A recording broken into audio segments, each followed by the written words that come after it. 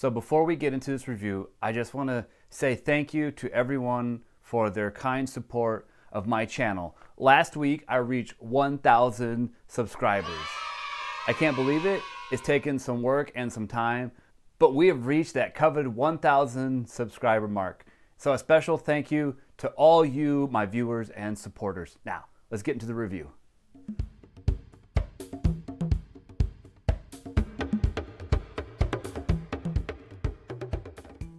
Well, hello YouTube, Chris the Frugal Audiophile, finally back here with you for another review. But I just decided with the holidays and everything to take a little break at the beginning of January. But I'm back at it and I'm going to get back into the swing of things. Starting today with a review of the Aiyima DO3 2.1 DAC amp combo. So if you like this kind of content, please be sure to thumbs up this video, subscribe, and hit that bell notifications for future videos from me.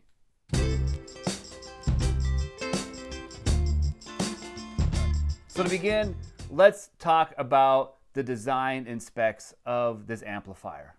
So this amp is basically 5.5 inches wide by 1.5 inches high and about 6 inches deep.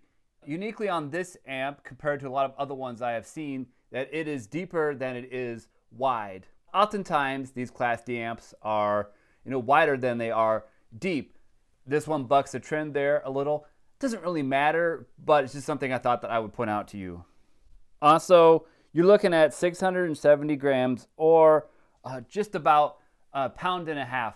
And I can test, this is a weighty amp. When I pick up some of my SMSL amps, they don't seem as heavy in comparison to the DO3 here.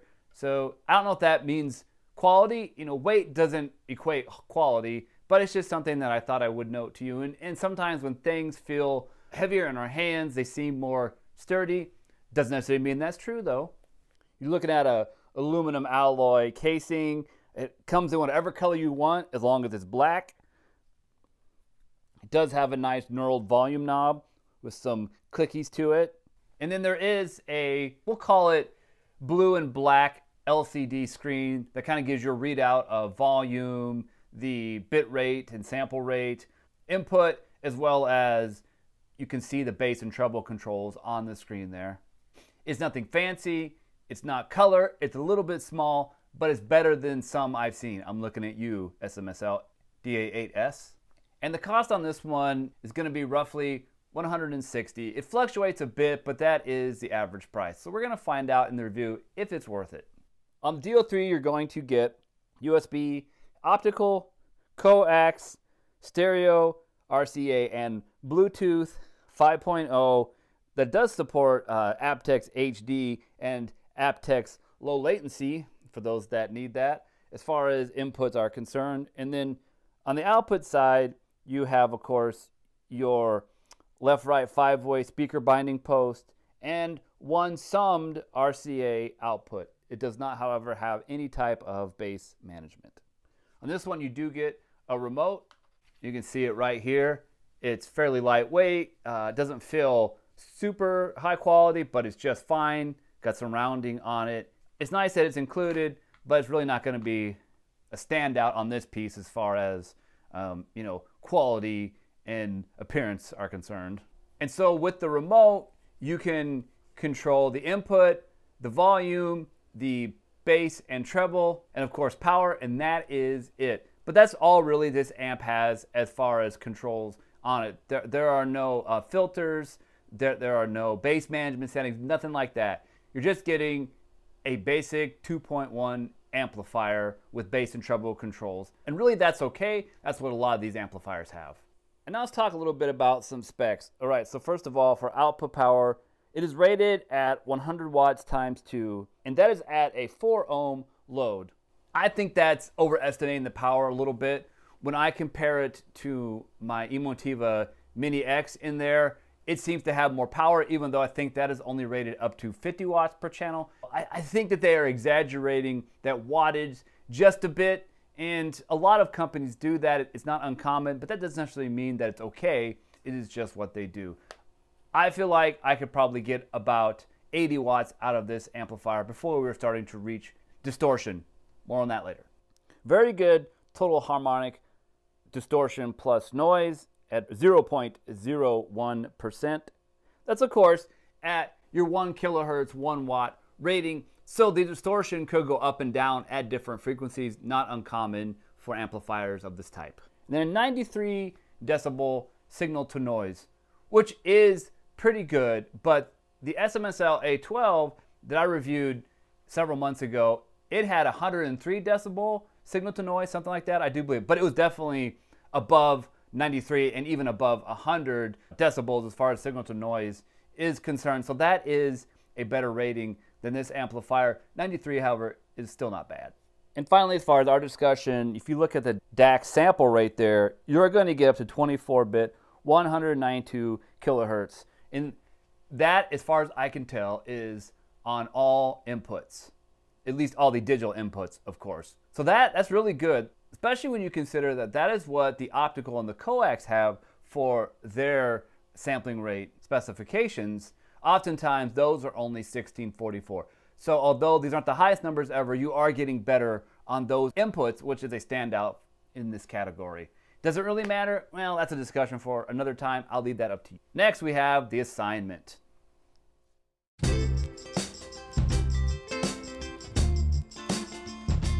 And for the Aiyima, DO3 is going to be a compact, affordable desktop 2.1 DAC speaker amp combo solution, which is a mouthful, and I had to say it a couple times, but there you have it. That is going to be the assignment for this one. So to begin, let's talk about what it gets right. First of all, as far as design is concerned, it looks like most of your Class D amps out of China in this price range. A basic black box with a big knob on the front of it for volume, well, big in comparison to some of the other knobs and buttons, and then an LCD screen with power input selection. Nothing excessively unique here. It gets the job done, and I do like the looks of this amplifier. I would be proud to display it on my desktop. I do wish it came in silver, but that's okay. The black is just fine. And also, I like that knurled volume knob. I think it is plastic. I'm not exactly sure. It's hard to say, but I think it is plastic. But it has a nice feel, and having the little clicky detents on it is nice too. It's not clicky like the topping DX3 is, but it does have some detents, and you can tell when you're turning it up and down. Also, I like the feature set on this amp combo here. Having the built-in DAC is nice, although that is what it is said to do. It's the class of amplifiers in which it fits, but it's something nice to have, and the fact that it does 2496 is nice as well. Not as high as you can get, but not as low as some DAC specifications. It's also nice that it has a sub output. That is not found on some amplifiers in this price range. My SMSL DA8S over here, it does not have that, although it is a balanced inputting amplifier. There are no subwoofer outputs on it, so it really makes integrating a sub challenging. I'm sure some of you know what I'm talking about. You've experienced that on your amplifiers. It can be done, but it's challenging. A little bit easier here on the DO3 with that sub output, even though it is summed. We'll talk about that in the next section. Next, this amplifier does have a decent amount of power. I tested it with the ELAC BS41s, the PSB Alpha A5s, and the Micro U's over here to my left, your right. And it powered all of them just fine, could get them plenty loud for my listening needs. Now, I was mainly listening at about 1 meter or so, so just over 3 feet. Further back, maybe it wouldn't quite be enough. I really think this amplifier is best in a desktop situation as per the assignment. However, I was using it here in my living room, and at 7 or 8 feet, there was plenty of volume. It's not gonna knock your socks off, shake the room with all of its volume and power, but it'll get the job done. And if you are not in need of something that can get to 115 decibels, then it might be a good option for you. Now, one thing I have noticed on a lot of these Class D amplifiers out of China is that the volume encoder can have issues either keeping up or getting ahead of the clicks. On this one, it was just a little bit behind, as you can see in the video here. I would not be concerned about this. However, I wish it was just a little bit better and able to keep up with the clicks. Again, it's better than my DA8S, which actually the volume encoder on that one really doesn't work anymore with the built-in volume knob. I have to use the remote. Next, I'm going to cite good sound. I would not call it amazing sound. It's not going to rival, a $2,000 amplifier, but that's not what it's intended to do. It's good sound for the price point and given the fact that it is Class D. So the first set of speakers and sub I hooked up was the ELAC BS41 and the sub 1010. I thought this was a good pairing because they're all high value pieces of equipment. Together, I think it would make like a $450 system. It just depends on what price you can get all these items at. Sometimes they do go on sale. I think the BS41 speaker is like $180 right now, which is ridiculous. Get the used pair if you want those for $135 and call it good. I think that's a good price range for speakers, and this made a nice system. When I was listening to So What by Miles Davis off of the Some Kind of Blue album, there was good instrument separation and placement. I could hear the saxophone over here, and then the bass more in the middle, and then kind of a drum kit off to my left, your right. And so there was a nice separation of all these different instruments, and they were placed where they should be inside the sound field, and I was impressed by that. Also, the Sentinel by Judas Priest sounded full and rich, and it was just rocking out in my room there. I was actually surprised how well it did producing rock music. That can often be a challenge for some of these Class D amplifiers, wanting to smear everything together. Sometimes that also has to do with the recording quality of rock music. But using the DO3, the BS41s, and the sub 1010, the Aiyima did a good job reproducing that music, and I was able to rock out listening to it. So next, I disconnected the BS41s and I hooked up the PSB Alpha P5s.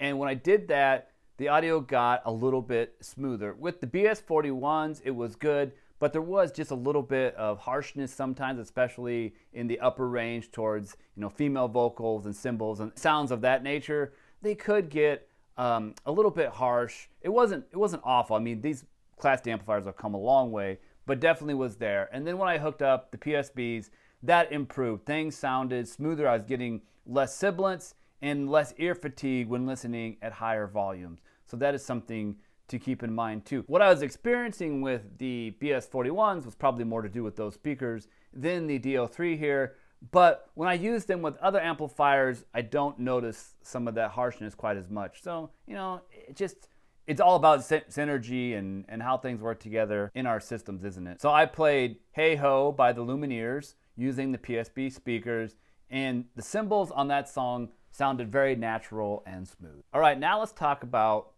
what the Aiyima DO3 gets wrong. And the first thing, as I was alluding to in the last section, is that the mid to higher range frequencies could get a bit harsh. Now, I was listening to Sweet Arms of a Tune by Missy Higgins, and yeah, you could hear that digital sheen in the music that is often commonplace in these type of Class D amplifiers. Have I heard worse? Yes, of course. Have they come a long way? Yes, they have. But it is still there, and you just don't find that with a good quality Class AB amplifier. For example, my Emotiva Mini X that I have in my office there, that is the amp I most often use. But yes, the digital sheen was present, so it's something to keep in mind. As I said, it wasn't awful, but it was there and a little bit noticeable. The next big issue, and something for which I'm going to take off quite a bit of points, is that on my unit here, audio would periodically drop out for a split second. It would come right back, but still, it was annoying. I couldn't really tell you how often it was happening. I mean, it wasn't like every minute, but every few songs that would occur. And I thought, okay, maybe it's a USB bugging issue, and if I use a different input, I wouldn't have that. And so I connected it in here in this room to my TCL Roku TV and plugged it in there using the optical input on the DO3. And for a while, I was like, oh, this is working. It must be a USB issue. But then it started to happen, and I was having the same issue with the optical input that I was having on the USB input in the DO3. So I don't know if that is just a problem with my amplifier. I'm curious. I may exchange it for a different one, see if I still have that issue, because I've not heard any other reviewer citing this problem, but it was one that I was having with my particular unit here. And you know, that just shouldn't happen. There should be some quality control checks on this device before it goes out that prevents such things happening, but they do happen, and it's just something for you to keep in mind. So as far as my unit is concerned here, I'm going to take off quite a few points for that major issue there. Next issue I'd like to cite is connecting a sub to this unit can be a bit challenging. Now, it is not impossible, and it's nice that the sub output is there, but as I said, it's just a summed output. There is no bass management applied when you connect a subwoofer to the DO3. So what you're going to have to do is know the frequency response of your speakers and then use the bass management on your subwoofer to kind of line that up and, you know, set the crossover at the point where the bass kind of starts to drop out on your speakers. Now that can be challenging because it's not a brick wall drop off and all of a sudden there's no bass and the sub can come in. It's going to gradually slope off in the frequency response there. So most subs do have a crossover. It's not a brick wall, it's a crossover.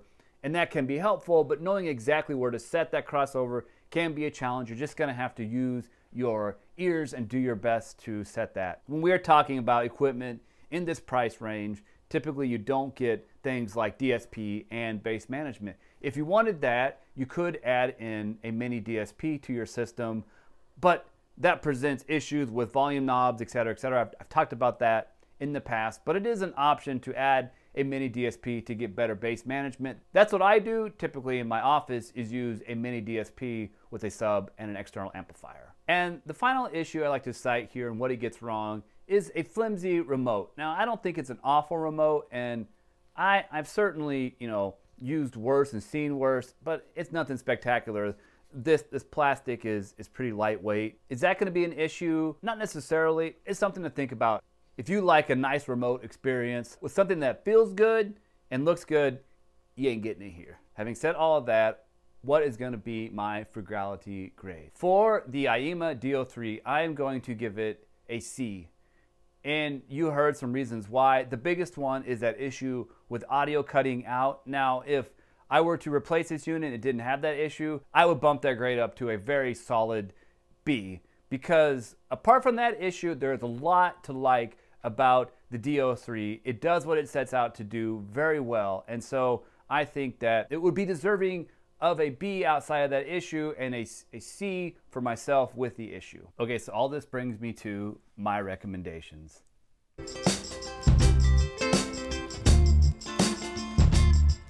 And the first one is, don't be afraid to buy this amplifier just because I had issues with it. Sometimes there are quality control issues and you will get a bad unit, but if you send in for a replacement, the next one should be just fine. So don't let that deter you from this amplifier. If you are looking for a compact 2.1 desktop amplifier with decent power and a built-in subwoofer output, well, this is not a bad option at all at $160, and I can still recommend it for that use. Just watch out for that bug I was talking about earlier. Now, if you are someone who is sensitive to that digital sheen kind of sound, although it's not excessive in this unit, it was there, and so I would suggest that you look elsewhere. I would really suggest you look at a Class AB amplifier. Now, with the different requirements as far as heat sink and power supply, those amplifiers are going to be bigger. It might take up too much space on your desktop. That is something for you to consider. But a couple of good options here would be the Emotiva Bass X A2M, which is not unlike the A100 Mini X I have in there. Great amplifier. Also has a built-in headphone amplifier, which the DO3 does not. And then also the Cambridge AXA25. Many have raved about that amplifier, although I have not heard it. I've heard it is a good one as well. Again, these units are not going to be nearly as compact, nor do they have built-in DACs. But if it's something that you are looking for and it fits your taste better, they are not bad options. Well, I thank you so much for watching this video, for watching my channel and subscribing and getting us past 1,000 subscribers and beyond. So I gotta say it as I always do, remember, frugal doesn't necessarily mean cheap.